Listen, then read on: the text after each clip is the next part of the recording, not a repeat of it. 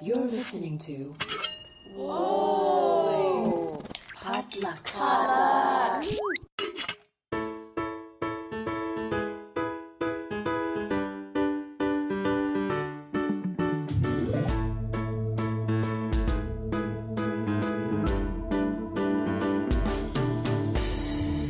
And hey, welcome to Books and Boba, a book club and podcast featuring books by Asian and Asian American authors. My name is Marvin Yue. And I'm Rira Yu. And we are here for our June 2025 mid-month book news check-in, where we go over the latest Asian American book and publishing news.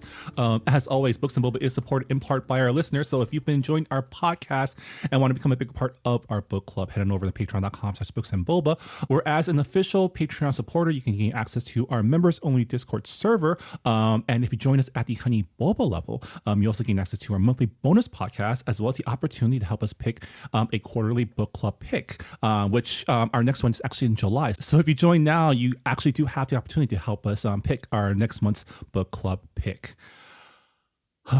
Rira, how you doing? Yeah.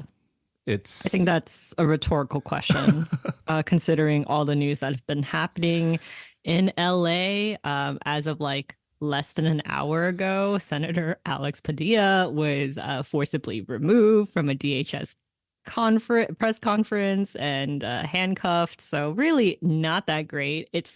I don't know how people with normal like 9-to-5 jobs are doing in this environment where like the world is literally on fire and you still have to clock in. Like, bravo to you guys, and I hope you guys are taking care of your mental health as much as possible. It's especially like distressing because both you and I, we live pretty close to where stuff's happening. So like, yeah, you know, like ICE agents were staying at a hotel literally 5 minutes away from me, and they were like raiding my local H Mart and a lot of the local businesses here. Thankfully, the protesters here, I mean, I guess I'll dox myself, but like in like the Pasadena, Altadena area, like everyone's been very vocal and have worked really hard to kick them out of these hotels, but they keep coming back. So, but this week is the No Kings protest, so I'll be there. So, you know, in the face of all that's happening, we hope that this mid-month episode will leave you with a bit of hope as well, because, you know, even with the turn against diversity, books by Asians are still being greenlit, and, you know, we still have a pretty, I think, relatively healthy pipeline in the near future, at least. So there's at least that. It looks like publishing has not abandoned diversity as of yet. I mean, okay, like I don't want to bring it down, but it's also like these deals were made like a year or 2 years before. So I don't know. We'll see. Maybe in a year or two if the BIPOC deals have dried up. I really hope not. And I don't think it will, because we do have a lot of imprints now that are headed by BIPOC directors. So yeah. All right. So we're going to move on to book deals. Our first book deal is Gallery One North American rights at auction to Stormraven by Kelsea Yu, pitched as a Rebecca-inspired modern Gothic horror rooted in Chinese American history. The book follows an ambitious artist who uncovers the chilling secrets of a haunted mansion on a private Pacific Northwest island with a whitewashed past. Publication is set for 2026. Ooh, Rebecca. That's one of my favorite books. So I'm down for it. Can you give me the high-level description of what a Rebecca-inspired Gothic horror is? Because I don't know what Rebecca is. I don't know. Okay, so Rebecca is a novel by Daphne du Maurier, and there is a couple of movie adaptations. The most recent one was on Netflix with Lily James. So it's pretty much about this like lady's maid, like this working class girl who's, you know, taking care of her boss at vacation, and she comes and she crosses path with like a widowed, I wouldn't say millionaire, but he's like a widowed rich man, and he's titled, he has an estate and all that. And, you know, they end up getting married, and when she moves into his estate, there are traces of like she seems to be unable to escape the shadow of his ex-wife, whose name is Rebecca. So like there's like a mystery shrouded in like Rebecca, as in like who was she as a person, and her death, because she like apparently died in like a boat, and people are like, that's a little sus, and she would never commit suicide. So yeah, it has like it's a very vibey book. Like you feel goosebumps rise because it kind of reads like a ghost novel, Oh, because you always feel the presence of Rebecca. But since Rebecca is dead, it's kind of like an ever-present ghost. And the main character is not named. So that's like also significant.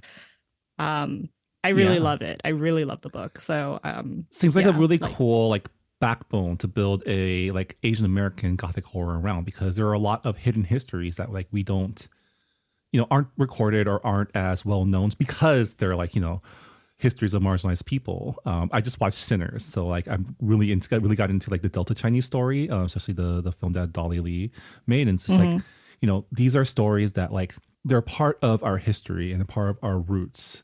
But and it just feels like being Asian, especially being Chinese American in that time, it probably felt like you were living in a horror story, right? I mean, I feel like I'm living a horror story now in 2025, so I can only imagine. Yeah, well, really excited to learn more about Stormraven, and congrats to Kelsey on the book deal. All right, next up, Coca-Cola bought world rights to Momma's Christmas Gift, a picture book by APALA and Minnesota Book Award-winning author Kyla Yang, which will also be illustrated by Jacqueline Tam. In this story about the spirit of giving, love, and joy, an economically disadvantaged Hmong family is able to celebrate Christmas when Momma comes home with gifts from a toy drive. Publication is planned for fall 2026. Yay to more among representation. Yeah, and also like really cool that this story also illustrates the importance of things like toy drives to, provide, some Christmas joy to families who, might not be able to afford to give their kids toys and gifts for the holidays. I know we have an Asian American toy drive that happens in Little Tokyo every year. And it's sometimes, I think like we've been seeing all around us, like when capitalism and institutions fail, it's up to the community to come in and, pick up the slack, for better or worse, right? Yeah, I know my local bookstore, they do like wishes on a tree. So kids will write down like what they would like for Christmas, and they hang up the ornament on a tree, and any customer can fulfill that wish if they want to. So Yeah. that's like a different type of toy drive. But yeah, community really steps in when capitalism makes it very hard for parents to provide for their children. All right, next up, McElderry Books acquired Blood of Silver, the YA fantasy debut by Ali Nguyen. Pitched as Spirited Away meets One Dark Window, in which a Vietnamese teen from London is thrust into a magical realm where she must learn to wield a rare magic and uncover dark secrets about her deceased mother's royal past, while ravenous monsters seek to find their way in, and a charming prince might want more than just her heart. Publication is slated for fall 2026. All right, I'm going to go on a limb here and say One Dark Window, dark romance, romantic fantasy. Like, I've never heard of One Dark Window. it's definitely giving those vibes, right? I try not to judge too much by the title because it can literally be anything. I'm looking at it on Goodreads right now. It's a TikTok book, and I say TikTok book as in like it gained popularity through TikTok, and it is a dark, lush gothic fantasy about a maiden who must unleash a monster within to save her kingdom. So it's a romantasy, but I don't think it's categorized in dark romance. But yeah, really cool to see that the story is based out of London. I know I read that Ali Nguyen is a London-based author as well. So, there's just something about like English magic that's like because of like Harry Potter, and it's just like, yeah, let's create more worlds, more Yeah. magical worlds in London, so people stop reading turf books. Um, and I say that as someone who like is like a big Harry Potter fan, but have had to have had my childhood tainted by that Yeah. lady. So yeah, yeah, like Yeah. it. But if you like something, you like something. But obviously, you Some can things don't have age well, criticism. Yeah, like some things don't age well. But I'm glad that you mentioned that Allie is based in London because I remember like someone in our Goodreads forums a while back, this was I think over a year ago, asked about any like Asian British authors. And I honestly could not recommend that many because I could not like think of any at the top of my head other than Zen Cho. So and yeah. now I have like Sangu Mandana. So it's just like my catalog is growing, but also like I need to find more Asian British authors. Yeah. Yeah, definitely. It's been cool to kind of build our roster of, Asian authors and, have them on your show too, have them be a part of the Books and Bowl family. So hopefully we can have Allie's book on either as an author chat or a book club pick somewhere down the line. But really excited. Everything sounds cool. And I'm really interested in seeing like English magic from like a Vietnamese English perspective. So congrats to Allie on the book deal. Okay, next up, Joy Revolution has acquired Worth a Shot by Dora Wang, creator of the comic series Pocket Peaches. In this debut YA contemporary romance graphic novel, high school mascot Ann Chen is content being anonymous, cheering on the girls' varsity ice hockey team, especially their star player Lisa, from the sidelines. But as she and Lisa get closer off the ice, Anne begins to wonder how long she can keep up her carefully constructed disguise and keep her growing crush a secret. Publication is slated for spring 2028. I'm not a hockey fan, but I do love skating, and this is skating adjacent, and I feel like this is right up my alley. Yeah, it sounds like a fun, like sapphic, coming of age rom com, and love that it's a graphic novel as well. I love the idea of like, I wonder if Lisa knows that Anne is the mascot. Right. I think is that there's some sort of like hidden identity thing going on here, like getting a lot of like, really interested to see like which tropes Dora like plays on in this story. Yeah, yeah. I mean, it says like, but as she and Lisa gets closer off the ice, so I'm like, I don't know. In the beginning, I thought like, oh, does Lisa become friends with the mascot, as in like in full costume, and like they like have very deep conversations, and it's like, okay, well, like this I don't know who this mascot is, and it feels like very easy to just share my vulnerabilities with them, but it doesn't seem like it's going in that direction. So I can see that, but I can also see that like she has like two very different relationships with Lisa, both as the mascot and as Anne herself. Yeah, I mean, rom-coms are all about that like third act misunderstanding, breakup, and grand gesture. So really interested to see, like, I hope it involves some sort of like hockey shenanigans. Maybe a yeah, I Zamboni mean, it will be says involved. it's a contemporary romance, so I don't know if it's actually a rom-com. It could be it could be more dramatic, so who knows. I don't know. The premise seems pretty, like the fact that a mascot is involved, like a mascot costume, screams like comedy to me, at least. Like some comedic aspects, right? We'll see. Yeah. All right, next up, Bloomsbury bought world rights to Lion Dancer's Lost Lettuce by Michelle Jing Chan, the author of Wei Wei's Winter Solstice, a Dongji story. This picture book is a Lunar New Year tale in which a lion eager to bring luck and joy to Chinatown's parade loses his lettuce in a mishap and sets off through the city to retrieve it, only to discover that true fortune lies in community and resilience. Publication is set for fall 2026. I feel like community and resilience has become a theme for this episode because like this is like the third time we brought it up in this podcast. I don't know, like what is the significance of the lettuce? Okay, I am not the right person to ask because all I know about this whole tradition is a lettuce is involved.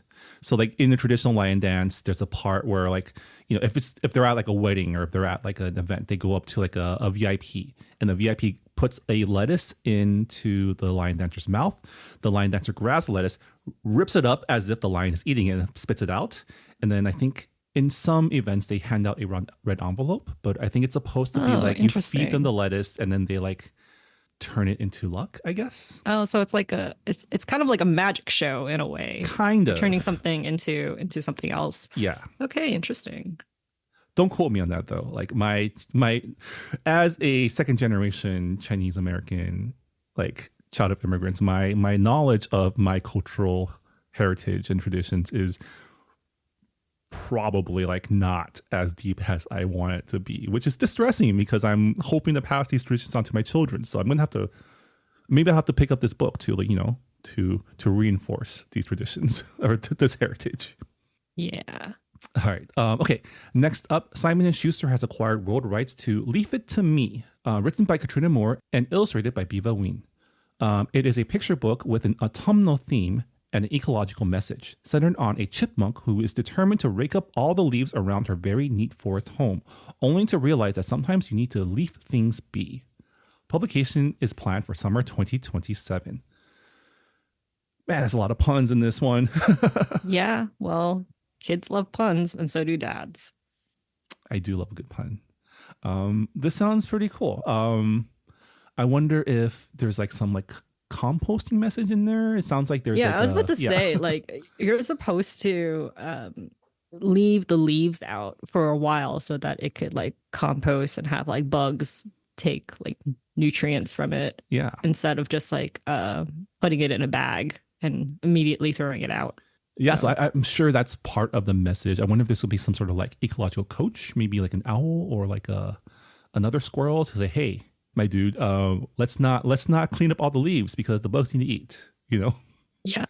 I mean, I don't have OCD, but I definitely have like OCD traits. And when I was a kid, I was like definitely like when I lived in the East Coast, I would rake all the leaves. And I would be like, there has to be not a single leaf on our patio. Like, otherwise it's messy. We have to like get rid of everything. And then I would get so upset because like it's fall, right? So more leaves are falling from the trees. I'll be like, no, I just cleaned this up. So I can relate to the chipmunk in this story. We just want to have things tidy and you know, all cleaned up. So yeah. All right, next up, Red Comet Press bought world rights to Fried Rice Surprise, written by Patricia Tanumihardja and illustrated by Shiho Pate. In this picture book, Fern discovers that the secret to success behind making her favorite dish for her friends is the wonderful combination of foods, cultures, and love that goes into it. Publication is set for spring 2027. So fried rice in Asian culture is like leftover food. I mean, that's the thing, right? The secret to a really good fried rice is to use day-old rice. Like you put the rice in the fridge, that lets the grains kind of separate a little bit. So when you fry it, they don't clump up. Yeah, I've been seeing some real nonsense about like white people rice, like people not washing their rice and people saying that like rice is unsafe. And I'm like, do you not like freeze your rice? Do you not store your rice properly? I hear they also put butter in it, which sounds wild to me. I mean, I've had butter in rice before. It's fine. It depends on the rice grain. So if it's like jasmine rice and it's longer grain, it's not a problem. But when it's short grain rice, I'm just like, what are you doing? Why are is that you like a doing southern thing or like? Because I know like butter and grits is a thing that like is actually pretty good. But I don't know if it's a southern thing. Yeah. But I don't even remember like how I came across that. But I mean, some people like don't like just leave their rice out, like don't put it in like a rice cooker, you know, like because like with a rice cooker it keeps the temperature the same, so your rice is like is safe to like a safe temperature. But if you just put it in room temperature for hours and hours, of course it's gonna go bad. Yeah, stuff grows on that. It's gonna turn green, maybe black. Not a good. Also, don't leave your rice in your rice cooker for that long either, because that also eventually goes bad. So yeah, don't keep it for like over 48 hours, you know, like take that out and put it in the freezer and then reheat it. This is your Books and Boba rice PSA for the week. But Listen, you can die from bad rice. Same thing. Same thing with bad pasta. Okay, because I've read news articles of people who have passed away because they ate like room temperature pasta that's been like left out for days, and obviously the victims were like college students. So yeah, like please store your food properly. I mean, food hygiene. That's just Darwinism at that point, right? Some parents don't teach their kids about like food safety, or like the kids aren't curious enough to learn all that on YouTube before going to college. But fried rice is great leftover food. You know, like for Koreans, we like to put like kimchi and like seaweed and pretty much like anything that is left over in the fridge and just fry it up. It's great. Fried rice is great. I love it. Yeah. You know, it's a great vehicle for a lot of different things. I know for me personally, I used to like putting ketchup in my fried rice. That's actually my go-to. Yeah. It's not an uncommon thing. Did you have like an omelet on top though? No, it's just ketchup mixed into the fried rice. Trust me, a lot of, I think specifically Chinese American kids did this. Is this Heinz ketchup or is this like just nicer ketchup? No, it's like just Heinz ketchup. Sometimes I'd use leftover McDonald's ketchup. Oh no, it's a thing. You're telling me that butter in rice is like weird, but ketchup in rice is, I don't know. Like, I mean, I've ate omelet rice and then you put like ketchup on top of the omelet, but I feel like it seasons it differently. So I don't know. Trust me, I've talked to a lot of friends and colleagues, and it's a surprisingly common thing to do.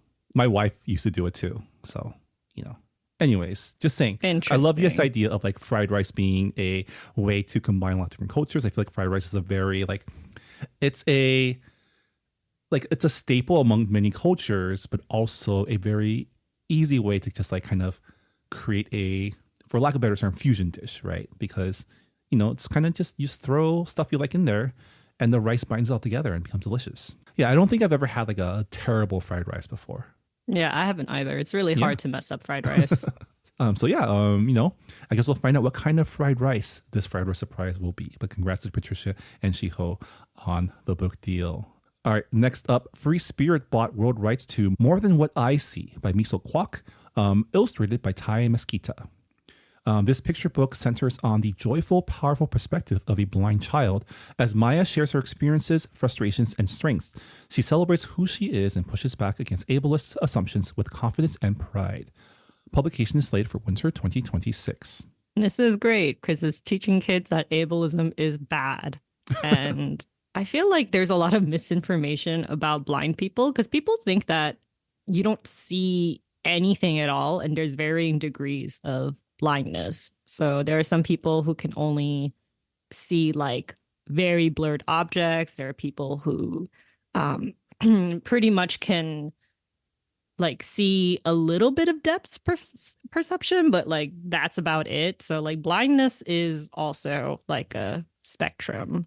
And I feel like a lot of misunderstandings arise from people who don't really know that blind people can look different. Yeah, I think, we say this every time like we talk about kids' books, but really like having more books to teach kids about different experiences outside of their own is always going to be a good thing because, in a better world, when kids come across someone who is different, I would love for them to be equipped with the ability to at least empathize or, relate to the experiences of like their new friend because, differences are the cause of like, I want to say most friction when you're like in school, right? Yeah. Yeah. And also like, I feel like people don't give kids enough credit because at a younger age, they're not going to know. So it's just like, if your kid goes up to a blind person and you're like, why do you have a cane? And it's like, oh, I'm blind. I can't see.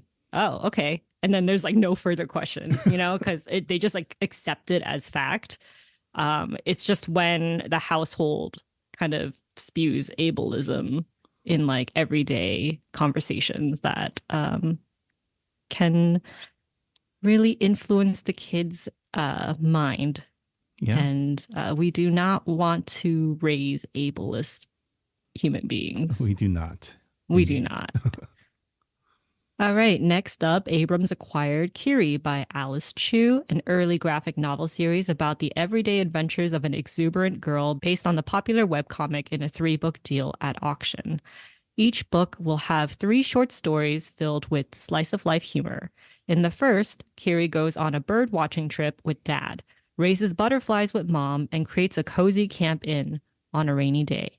Publication is planned for spring 2027, fall 2027, and spring 2028. Yeah, this looks really cute. It reminds me of when I was a kid. I had a ton of like comic book like anthologies of like Calvin Hobbes, Garfield. This looks like a much more chill slice of life version of that, but with a with a little girl. I'm just looking at the art because this is my first time hearing about Kiri by Alice Chu. So yeah, the art style is very cute. Yeah. Yeah.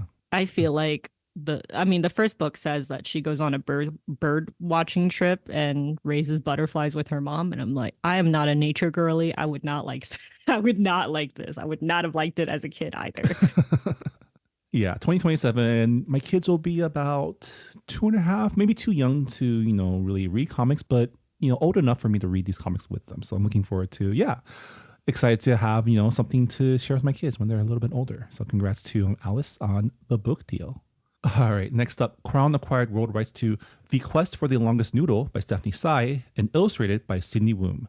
This picture book is about a boy in search for the longest, luckiest noodle for his great-grandmother's 100th birthday, celebrating tradition, community, and connection, and all things that fill a long life with meaning. Publication is planned for spring 2027. Okay, so this is a tradition that I am familiar with because every year growing up, and these days when I do remember it, birthday noodles is like a definite like Chinese traditional thing that we do because you want to eat long noodles for long life. It's kind of like the way the tradition goes. Yeah, and you don't cut it for your kids because you're cutting their long life or potential long life.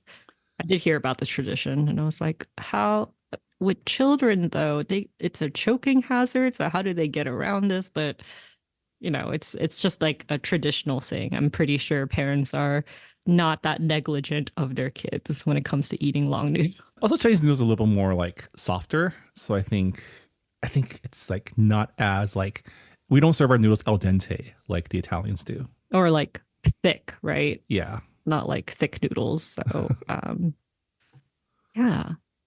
All right, next up, Eerdmans bought world rights to Hunger Fighter by Jacqueline Chio-Lauri and illustrated by Kristin Sorra, a picture book biography of Maria Orosa, who fought against food shortages in the Philippines during World War II and is known for inventing banana ketchup. Publication is slated for spring 2027. Ketchup makes its way back into our episode. Wow. I gotta be honest, not the biggest fan of banana ketchup. I feel like ketchup is sweet enough as it is. I don't want like super sweet ketchup.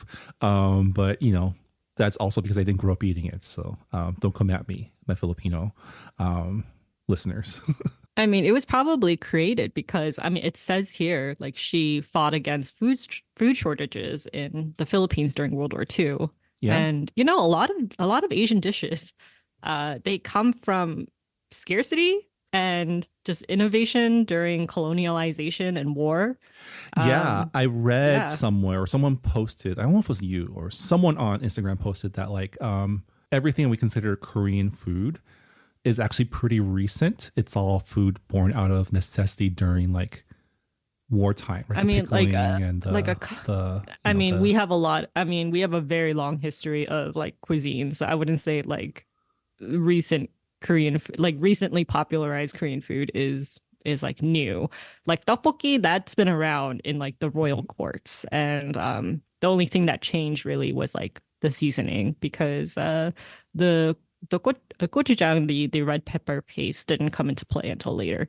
But I digress. like 부대찌개 army stew is pretty much born from like the war because they took whatever army rations were given to them and they just put it into a stew and now restaurants serve it and it's considered kind of like a comfort food. I'm pretty sure it's the same thing with like spam, like Asians like spam. We like putting it in our fried rice and well, and it's just like that was not that's like modern invention. Yeah, I mean spam is an American invention, and it was us that proliferated that to all the places that were like ravaged by war after like World War II, right? So that's how like kind of proliferated into the Asian cuisine. Yeah, and a lot of like white people don't like spam, and I'm like, do you not cook your spam? Because that's how you make it taste good.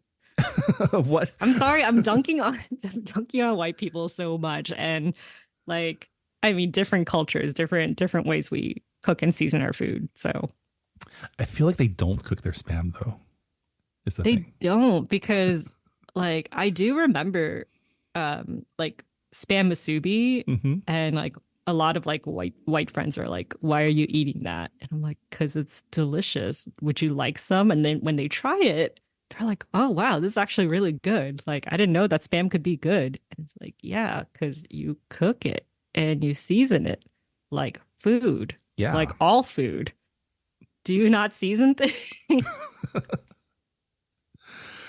Oh, well, like we always say, it's always great to see children's books highlighting hidden histories, and teaching your kids that there are more heroes out there than the ones that we like focus on in school. So yeah, congrats to Jacqueline and Kristin on the book deal.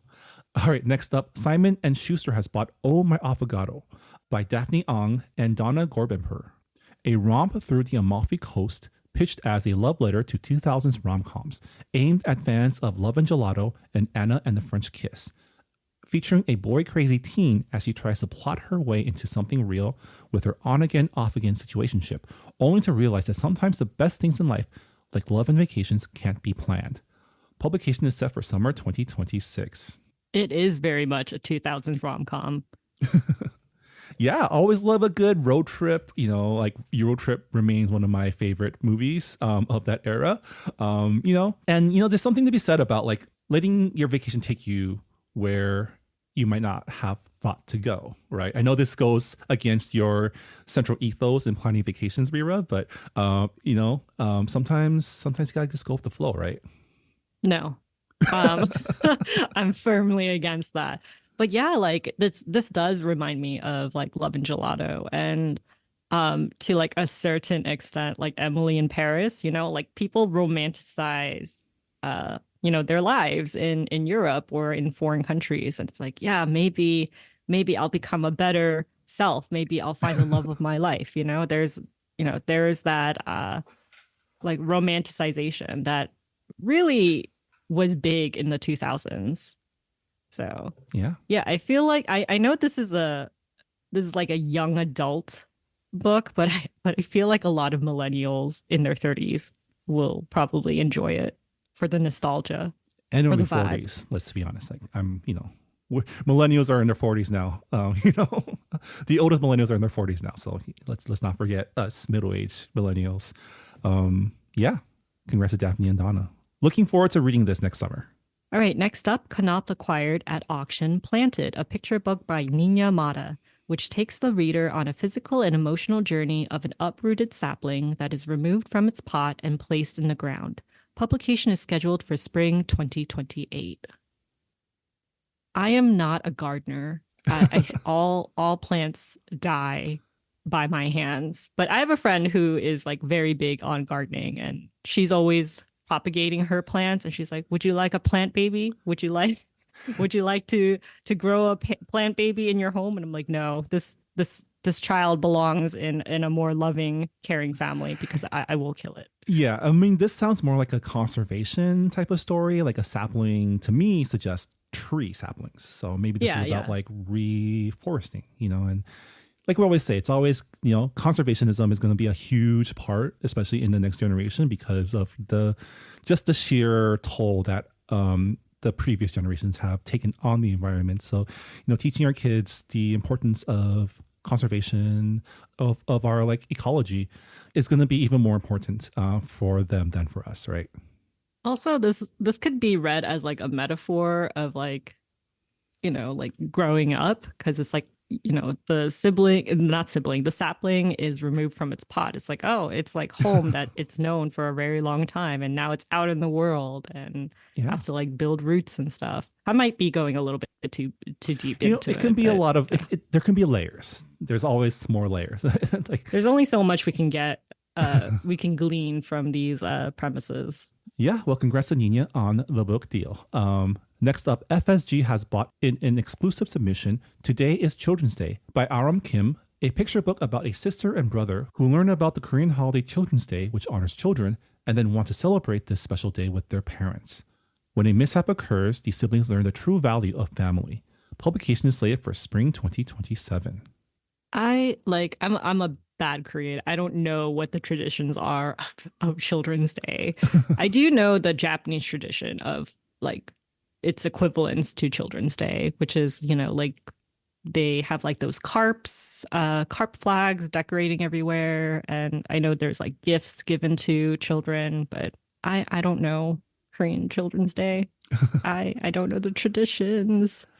I mean, I hope that the mishap isn't too serious, right? Like, this sounds like a fun like book about learning about traditions and heritage, and I don't think this is the type of book where like something like terrible happens, right? So maybe they like spill something, or they like make a mess, right? Yeah, maybe. Yeah. I mean, my family never celebrated Children's Day. I never felt honored on Children's Day. It's just one of those holidays that kind of slips away from the diaspora because majority of the population doesn't celebrate it. So, yeah. All right. Next up, Lee and Low Books acquired world rights to The Shape of Love by Karen Zhao and illustrated by Corin Caro. Winner of the Lee and Low Books New Voices Award, the picture book is an ode to balikbayan boxes and how they help Filipino families share love and stay connected with each other. Publication is planned for fall 2026. So, balikbayan, it's like those really big boxes that they send back home, right? Filled with like if you've Costco ever taken stuff. a trip to Asia, especially the Red Eye, you see a lot of these boxes from I've seen a lot of these boxes because the flight I usually take to Taiwan connects to a flight to Vietnam, and I think a lot of Vietnamese families also do this practice where when they go back home, they bring a lot of stuff from the States and they pack it all in like these cardboard boxes that get checked into luggage. And from what I understand, the Filipino community has there's kind of a mixed relationship with the act of like remittance, right? Of like working in the States to support your family back home. And we've read a lot of books that both celebrate but also criticize, the effects this has on families. But it is a very common practice, and it is something that, stems from this idea of like providing love by like, sending your family gifts from where you are, right? Yeah, I feel like every Asian family does this, but like in a smaller scale, It's not like a big box. It's like maybe half a suitcase or a full suitcase of just goodies from your country. Yeah. Yeah. I feel like when I go to Korea, it's always like an exchange, So this is reminding me that I need to send my nephews in Korea a box of Takis because they were like, oh man, we don't have those in Korea. And I'm like, I'll get you those Takis, boys. Like you send over those Trader Joe's tote bags and you bring back tote bags. Right? They're always asking for stuff like I feel like I saw way more Koreans in Seoul wear those Trader Joe's tote bags than people here. Like, I don't know if you've noticed, but like the ajumas out here in like LA, they like trick their bags out too. There's like all these charms on it. They sew stuff on it. Like I've seen one grandma like sew a zipper onto her Trader Joe's tote bag. It's like it's a whole thing. I mean, bag charms are a thing now. Like you see people hang their labubus and like their big keychains. It's kind of like what we had for cell phones back in our day because it was like foldable phones, and people are just like personalizing their bags So I'm not surprised that, that like an Ajima would put charms on their Trader Joe's tote bag because Yeah. that's just what the young people are doing. All right. Next up, Rise and Penguin Workshop bought three Islamic themed board books from visual artist, art director, and graphic designer Mustali Raj. The books provide an introduction to Islamic culture and traditions through simple concepts centering young Muslim readers while inviting all to explore. The series launches in spring 2027 with Shaping Ramadan, which introduces basic shapes and traditional Islamic shapes through the visual language of Ramadan. Yeah, I feel like, I don't want to repeat myself, but again, great to see culturally specific books for young readers, right? Yeah, I feel like our generation, we didn't really have that many picture books that explored our own culture. And, you know, like our parents didn't have the tools for that. So it's nice that, you know, like parents who are Muslim can just pick up these books for their babies because these are board books. Yeah, I think the closest thing we had were like picture books that were like borderline, if not outright racist, right? Like, I don't know if you ever had like the Tiki Tiki Temple be a part of your like. I mean, this is history. like I'm trying not to flex right now, but I like learned how to read by the time I was 3, so I kind of skipped all of the like I skipped the picture book phase pretty much. And the picture books that I did read growing up were like Korean picture books that were actually in Korean. So yeah, yeah, dodged a bullet there. I don't know. Like I feel like because I didn't grow up reading like Dr. Seuss or whatever, and like whatever picture books that people read at that age, like I feel like that is a cultural blind spot on my part. It's just like I've never heard of this. I'm sorry, not part of my American childhood. You know, I think that's okay. Dr. Seuss also someone with a very checkered history. Yeah, I know. But yeah, congrats to Mastali on the book deals. All right, so our last book deal is Beaming Books bought world rights to Beneath the Same Round Moon, a picture book by Jasmine Fang, illustrated by Rong Pham and Vin Nguyen. The story captures the heart of family connection during the Mid-Autumn Mooncake Festival, celebrating the ways families can be together across the quiet weight of distance and time. Publication is slated for fall 2026. So this sounds like family that are long distance. You know, they're not in the same country and they're celebrating this holiday. Long distance, or, you know, multi-generational, maybe celebrating across, you know, generations, time and space. You know, every family has, you know, there's like the basic traditions of the holidays and also the family specific ones that like only your family does. So yeah, sounds like a cool, you know, again, a great book for young readers to teach them about Mid-Autumn Festival, whether it's something that they practice with their family or something that their friends practice. And, you know, I know I've said this before, but a lot of my knowledge of like Chinese holidays is stuff that my parents tell me to do during specific days, right? Like we just had the Duangwu Festival, which is the Dragon Boat Festival, which you're supposed to eat like the zongzi, the Chinese sticky rice wrapped in tea leaves. I think it's tea leaves. And all I know about this festival is it's when the dragon boat races are and we eat zongzi. Like it usually revolves around food, right? I think Mid-Autumn Festival, I know it as the Mooncake Festival because we eat mooncakes and sometimes we play with lanterns. Yeah, I mean, like Asian holidays and how the diaspora celebrate it. There's like multitudes. There's really no right way to celebrate. Yeah. Okay, so that was our book deals. Congratulations to all the authors we mentioned. And if there are any books that I missed, like feel free to let us know through email or socials. So we're going to move on to news. And this is how time is a flat circle, because these news weren't that like long ago, but it feels like it was like 2 months ago. This is how like time has distorted my brain. So do you remember, Marvin, when the Chicago Sun-Times published their syndicated summer reading list and it was just filled with fake titles generated by AI? This was like a few weeks ago, right? This was like 2 or 3 weeks ago. It does feel like a Yeah. lifetime ago because of It was everything's like going the end on. of But like, May. yeah. Yeah. I remember reading the story, and then we did discuss a little bit on our Discord, but it's just like it's okay. So why don't you take us through the story before I comment on it? I mean, there's not much of a story to it. It's like 10 of the 15 books that were listed do not exist. And one of the authors that was mentioned was Min-Jin Lee.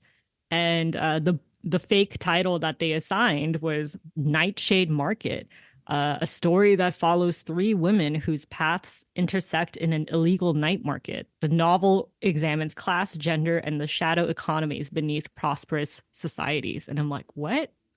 Like Yeah. illegal night market? Like what? So even on the surface, this does not sound like a book Min-Jin Lee would write. I mean, she writes about books that examines like class and gender in patriarchal societies, yes, and people who live in Korea, but also it's I don't know, this book I mean, so like it just sounds so generic. okay, and prosperous clearly societies automated. and the legal night market do not go together, right? Like, I would understand if it was like some sort of like high end market or auction house or that type of thing, right? So even Or on like like or a like a red light district that's kind of hidden yeah, from the public.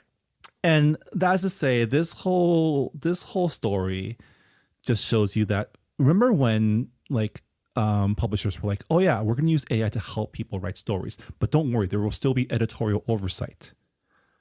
We're not even getting editorial Yeah, oversights I on feel like listicles. this proved that is bullshit, right? They're just saying that like they weren't ever gonna like they were saying that because that's how you cover your ass, but this shows that like nobody fact checked the story, right? Because it just It takes a makes me simple mad because any book blogger would have done this for free. It's not even like saving money at this point. It's yeah. it's just like what? Like just I mean, I don't believe in paying people for exposure, but it's like you could have found a human being who could have listed books for you. Yeah. And like I think it's someone put their really name on this sad. byline, right? Like, or is it like an I editorial don't thing? remember seeing a byline. It's like one of those Okay. pages where it's just like it lists out the books. So it might have been like a side story. It's just such a wild story that like, yeah, it's just, I mean, I don't think there's much like analysis go into it besides, yeah, it clearly shows the limitations of AI, that AI is willing to make stuff up, and that the people that were supposed to guard against false information making it into like major news outlets aren't doing that. And like, Yeah. So like ChatGPT went down yesterday, and just seeing the difference between like friends who are like, I'm going by my life like as normal. ChatGPT doesn't affect me because I'm an intelligent human being who can make my own decisions and do my own research and write my own emails. And then like randos who are like, oh my God, ChatGPT is down. How can I write my paper? Or how can I do my job? And it's like, you don't need it. You don't need it. it's so We don't need like, this. We yeah, did not need this summer reading list generated by a fake AI, like by AI. We did not need it. it's just so depressing to know that like we're probably closer to the Wall-E future than we should be, right? Like the future where the computers do everything for us. And it's like, that's not, I don't think that's a very fun way to live, right? Yeah. I mean, some people like shared the syndicated summer reading list to me and be like, haha, isn't this funny? And I'm like, no, it's It's not funny. I mean, now I terrifying. can laugh at it because it's been like a couple weeks, but Yeah. I was like mad as like a previous like freelance writer being like, the fuck? Like you could have paid someone or paid someone nothing to come up with this list. It's lazy. Where's your editorial staff to overlook this? Yeah. It was just a lot of rage I mean, that you know where came they out of are. They me. got laid off because they wanted to save money by using AI. Well, now they have to hire like real human beings again because this is unacceptable. All right, moving on. So I posted this on our Discord, and I mean, I guess it's funny but sad. So this book talker was given two book deals despite having zero writing experience. He has no manuscript. So Atria acquired book talker, former rugby player, and a bachelor contestant, Luke Bateman's debut fantasy series in a two-book deal, no manuscript. I wouldn't even call Luke Bateman like a book talker because he literally just like posted he only has like a few videos. So he posted like one video that went super viral. It was just him being like, "Oh yeah, like I like reading." And then he like recommended a book. It was like very low effort, you know? And he accrued 100K followers within a week. And I'm like, that's insane. And of course, like this sparked conversation about like the barriers that BIPOC and women authors face in publishing. Like, you're in the query trenches, you are trying to convince editors, agents that like their books are important. Like even though there are stories with Black characters, Asian characters, it's like, no, like just because my book has like Black and Asian characters doesn't mean that like we can't have more. Um, so it's very infuriating that a cis het, a conventionally attractive white man got a two-book deal with no manuscript. That is insane. Yeah, we talked about this a little bit on last week's Boba chat, and like knowing now that this guy was a former Bachelor contestant, everything makes a little more sense. It doesn't make the story better, but like okay, but it's like having... I don't think it was the main Bachelor show. I think it was like Bachelor Australia or whatever. Then I don't know. I feel like this is just like proof that the systems that like we try to like, that we've been trying to change through like narrative change, through proving that diversity stories are important, that they sell, that they're, that they are just as viable as like, traditionally published stories. All that effort, all that progress is like moot, right? We haven't really made much because this still happens where it's like, oh, here's someone with name recognition that has virality. It doesn't matter if his book is good or not because he has the following. His book will do the numbers, and that is more important than like building a pipeline of like diverse stories. Yeah. I mean, I saw people making jokes being like, "Oh, it sounds like he has a concept of a story and not an actual story that you can outline." And I'm like, "Yeah, that sounds about right." I mean, this is kind of Yellowface, but without, the cultural appropriation, but kind of cultural appropriation because he's appropriating writing culture. Like, yeah. Writing culture. like, it'll be interesting. I mean, I'm not keen on following the story because, to be honest, I don't care. I'm probably not going to read this guy's book, but I would be curious to see like how long it takes him to write this book, because one of the they're things probably going to like, get a ghostwriter at this point. Yeah, or, that too. Like, yeah, or like, use AI to write part of the book. I don't know. That's just like my forecast for his books. Because a lot of people, their first books, they spend years, like they spend a lot of time working on it, refining it before even submitting. And like to get a book deal with no manuscript, meaning you're putting a deadline on yourself before you even start writing. So it's essentially like encountering the conditions of a sophomore book for your first book, right? That does not sound like a fun situation to be in. Yeah. And a debut fantasy series. Yeah. I mean, fantasy is one of those harder genres when it comes to writing. So, yeah, it makes me wonder if we'll be able to see like the telltale signs of like AI generation in his eventual story. Like, are we going to see werewolves? Maybe. Are we going to see, was it Omegaverse stuff? Is that how the... Yeah. It'll be interesting. I do recommend people to listen to our interview with Susan Lee, the author of Romance Rivalry, because we did talk about this and how the bar is so much lower for male bookish influencers. Yeah. Compared to like women who have been in the space for so long and have like accrued that, like have built their follower brick by brick, Yeah. Yeah, it was a pretty fun conversation. Go listen to it. Before we move on to the last piece of news, which is more of like a topic, but I saw this before we started recording, so I don't know who the poster is because people are just kind of being vague, and pretty much this white writer was asking people on threads, hey, so I want to write a rom-com about like the ice raids. So like, can anybody Ooh. point me to like resources or help me with like research? Like, how would I go about it? And she got freaking slammed in the quote posts and people, like vaguely talking about it. And I was like, oh, I feel like every like 2 years there's some kind of like oppressor and the oppressee. Yeah, this is that like Romance internment novels. novel Yeah. all over again, right?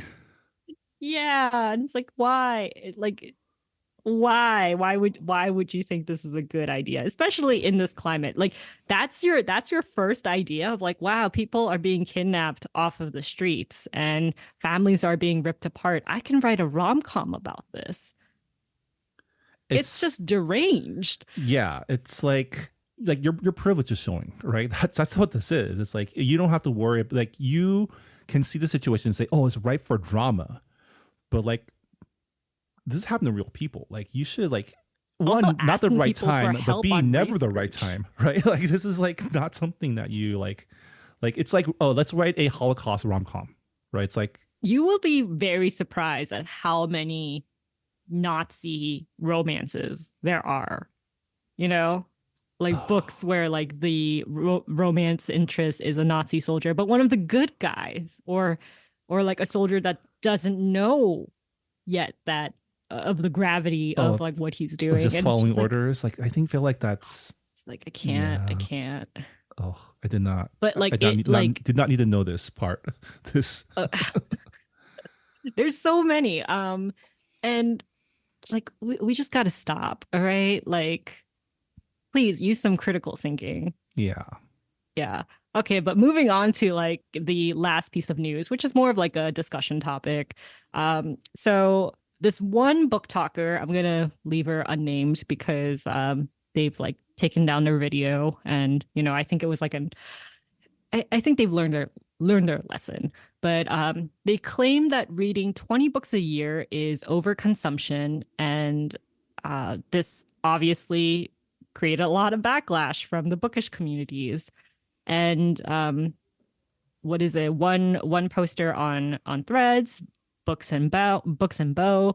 They said, in the era of books being banned by the government, we should be encouraging literacy, not shaming it. Get that free library card. Check out and read as many books as you can. Smash our local library summer reading program. Read banned books. And I think overconsumption. Okay, so there has been the trend on TikTok. There's been the trend on TikTok of like underconsumption to fight back on overconsumption. And overconsumption, like in social media, it's like people buying hauls, right? So we see this in the bookish community. We see people buying like 20 books in like one shopping spree. And, a lot of the time that's fake. Let's just be honest about it. Like, those hauls are fake. They either already had those books on hand that were given to them by publishers, or they returned the books afterward. And I think there's a difference between reading 20 books a year versus like buying 20 books a year. I don't even think 20 books a year is like that big of a problem, but Yeah, I feel like we read 20 books a year easy on this podcast. Of course, we force ourselves to, but it's like, let's see, we read about like four books a month. I want to say I like read about 2 to 3, maybe. Okay, maybe it's just me. You read more outside of this podcast for sure. Yeah. So like four or five books a month. Like 5 is probably my max, but let's say like 3 books a month. So three books a month. There's 12 months in a year. That is 36 books in total, and we're only reading like slightly above the average, I think. I mean, according to Lectopedia, an average US reader consumes 12 books a year. But in the bookish community, I would say around 50 books a year is like the baseline. Yeah. I feel like there's a couple things at play here, right? One is the fact that like, and again, this is like from anecdotal information, but like the kids just aren't reading as much. So 20 books might seem like a lot to them. Number two, probably like this person is using, this viral term and trying to apply it to books, but like doing it in a very clunky way. I mean, like, I feel like overconsumption is being oversimplified in this case. I think like reading 20 books a year is not going to impact like the greater good or like the planet all that much. I mean, sure, physical copies of books, it takes paper, it takes resources, but it's not like buying Shein clothes, you know? Like they're not going into landfills or I mean, I guess like maybe unsold books will like find a way into like mass destruction, but that's neither here nor there. But it's like it's very different from like makeup overconsumption, clothing overconsumption. I think there is a conversation to be had with readers with high disposable income and who are like just buying a bunch of books in like these haul videos, and just like how maybe they're buying these books but not reading them at all, and maybe that's considered like overconsumption in this poster's mind. And it's like, okay, I can see where this thought kind of came from, but it is very clunky, and I feel like there's a lot more like sub conversations to be had. Yeah. And like, just so people know, like I rarely buy books these days, or like physical copies of books these days. Most of the books that I get are either like advanced copies from publishers and books that are like not by Asian authors that I like to read. I borrow it from Libby. I listen to it on Spotify or Libro FM, where I have a monthly subscription. I don't spend a ton of money on books.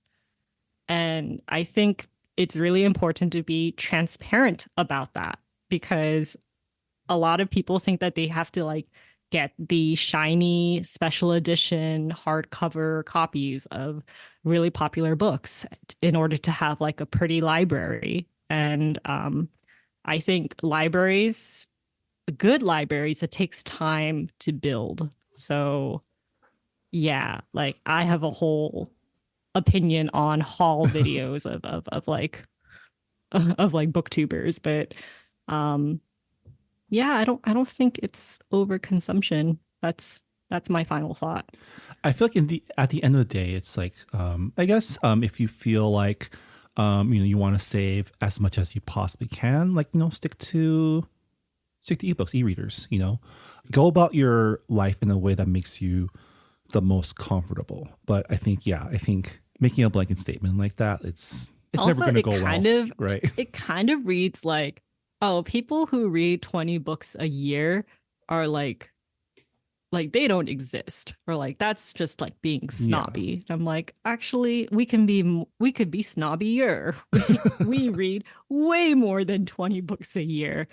Like, sorry that you're unable to reach your reading goals. If reading is your thing, then like 20 books a year is like, that's nothing. That's a drop, right? Like, I feel like, and it's not a competition, I guess, but like, I'm just saying, like, don't pretend that there aren't people out there who are better readers than you, and don't like, I don't know. I mean, that does sound very snobby, but I'm just saying, just because you can't do it doesn't mean that there are people who can't read 20 books a year. So all right. Well, with that, that'll do it for our June mid-month book news check-in.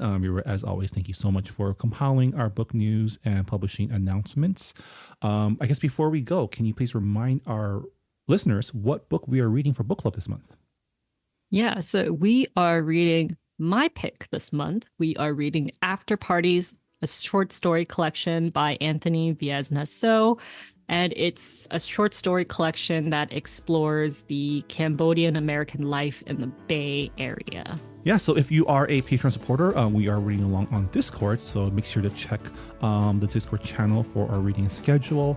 And if you're not on our Discord, feel free to leave your feedback on our Goodreads forums as well. We do try to include our listeners' feedback whenever possible in our book club discussions, so definitely let us know your thoughts on this short story collection. But yeah, with that, that'll do it for this episode of Books and Boba. Thank you so much for listening, and we'll see you all next time. Bye, everybody. Bye. Thanks for listening to Books and Boba. This podcast was hosted by Marvin Yue and Rira Yu and edited and produced by Marvin Yue. Follow the book club on Twitter and Instagram by going to @BooksandBoba and engage with us on Goodreads on our Goodreads group. You can also check out past episodes of the podcast by going to booksandboba.com and by subscribing to us on your favorite podcast app. Don't forget, you can support Books and Boba and Asian American authors by purchasing books at our bookshop.org account. Check out the link in our show notes and also at booksandboba.com. Books and Boba is a proud member of the Potluck Podcast Collective, a collective of Asian American hosted podcasts featuring unique voices and stories from the Asian diaspora. Learn more about the collective and check out our fellow Potluck shows by visiting the website podcastpotluck.com. Thanks for listening.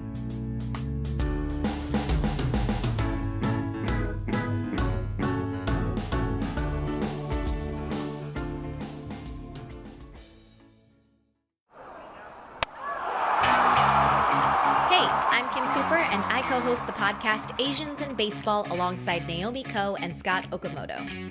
Asians in Baseball is exactly what it sounds like, a podcast about the Asian and Asian Native Hawaiian Pacific Islander Americans in Major League Baseball.